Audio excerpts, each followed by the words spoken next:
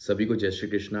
मैं आपका अपना गगन यादव इस वीडियो के माध्यम से आप लोगों को जानकारी देना चाहूँगा कि बीते कुछ दिन पहले जो मथुरा में घटना हुई थी उसकी सत्यता क्या है। दरअसल उस दौरान हमारा जनसंपर्क यात्रा चल रही थी, जिस बीच घटना में सम्मिलित जो नौजवान थे वो हमारे पास आए और उन्होंने हमें जानकारी दी कि उनके गांव से दलित समाज की बेटियों की बारात गुजर रही थी, जहां पर अश्लील गाने बजाए जा रहे थे, गाली गलौज हो रही थी, शराब पीकर बाराती चल रहे थे, जिसकी वजह से थोड़ी हिंसा हो गई और बारात वापस लौट गई। जब हमें ये सूचना मिली तो हमने बिल्कुल भी नरम व्यक्तित्व उन नौजवानों के प्रति नहीं दिखाया और सीधा हमने अपनी टीम को कहा कि थाने में फ़ोन करके इनकी गिरफ्तारी करवाइए, क्योंकि बहन बेटियों का, माँ का जब मामला हमारे संज्ञान में आएगा तो हम जाति और धर्म नहीं देखेंगे। ये था हमारा मैच्योर डिसीजन जो हमने उस समय लिया और इसका हमने कहीं पर भी गुणगान नहीं करा, कहीं ढिंढोरे नहीं पीटे। हमें बहुत लोगों ने ट्रोल किया कि अब गगन यादव क्यों चुप है, लेकिन हमने सोशल मीडिया पर आकर अपने आप को हीरो दिखाने का ज़रूरी नहीं समझा, बल्कि हमने तब भी यही सोचा कि किस प्रकार मामला सुलझ जाए और किसी भी तरीके से समाज में मतभेद और मनभेद पैदा ना हो। उसी घटना के बाद पंचायत हो चुकी थी, पंचायत में फैसला लिया गया था जिसकी हमें बराबर सूचना मिल रही थी। पंचायत में फैसला लिया गया कि उन बच्चियों की शादी समाज करवाएगा। हमने ये जिम्मेदारी ली और हम ये जिम्मेदारी अभी भी ले रहे हैं। लेकिन भाई चंद्रशेखर रावण वहां पर पहुंचते हैं, अपना इन्वॉल्वमेंट वहां पर दिखाते हैं, जिसके बाद युवाओं में जोश आता है और भीम आर्मी के युवा हमारे समाज की बरसों से चलती आ रही मांग अहीर रेजिमेंट, जिसका बोर्ड उस गांव के बाहर लगा हुआ था, उस बोर्ड को तोड़ देते हैं।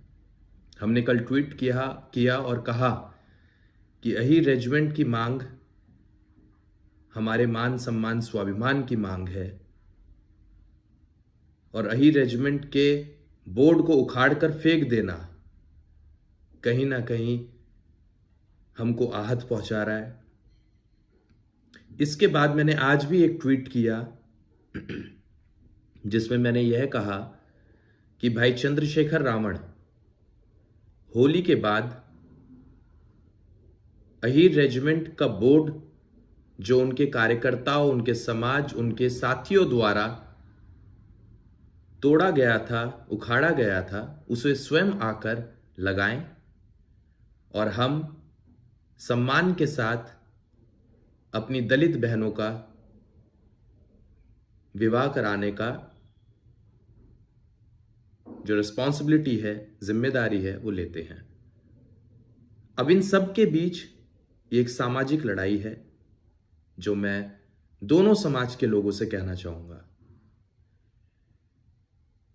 अगर चंद्रशेखर जी को ऐसा लगता हो या उनकी भीम आर्मी को ऐसा लगता हो कि हमारा नेता बड़ा है, लोकसभा में पहुंच चुका है,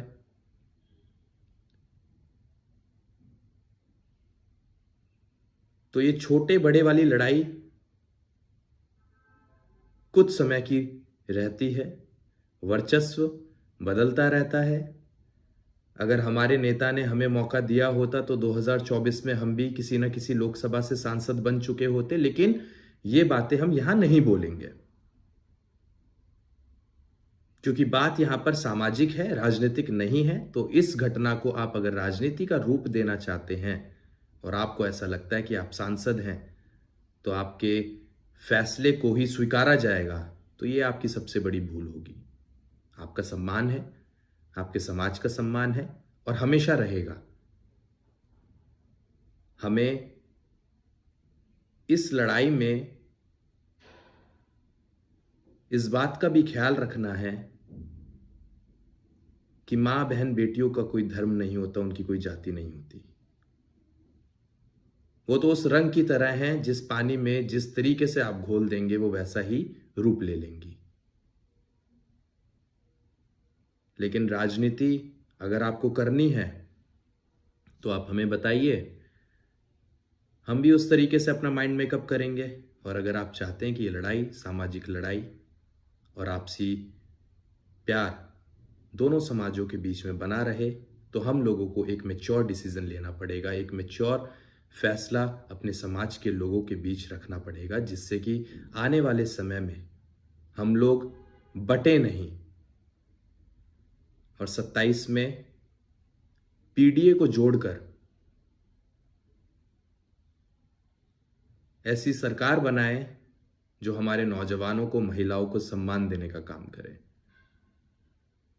लड़ाई बहुत बड़ी है। अगर हम आज इस दलदल में फंस जाएंगे तो इसका लाभ कोई और लेकर चले जाएगा और आप सिर्फ तालियां ही पीटते रह जाएंगे। तो तालियां खुद के लिए बजानी है तो थोड़ा विचार करें, तालियां दूसरों के लिए बजानी है तो जो आप कर रहे हैं वो आपकी समझ है, जो आपको सही लगे, उचित लगे, आप वो करें। मुझे जो कहना था मैंने कह दिया। होली के बाद अगर भाई चंद्रशेखर रावण अही रेजिमेंट के बोर्ड का अनावरण करने स्वयं मथुरा पहुंचते हैं तो हम भी उन बहनों की शादी जोर शोर से कराने के लिए तैयार हैं। और इस लड़ाई में एक प्यार, प्रेम हम लोग अन्य समाजों को भी, इस देश को भी मथुरा की भूमि से देने का काम करेंगे। Thank you so much. जय श्री कृष्णा।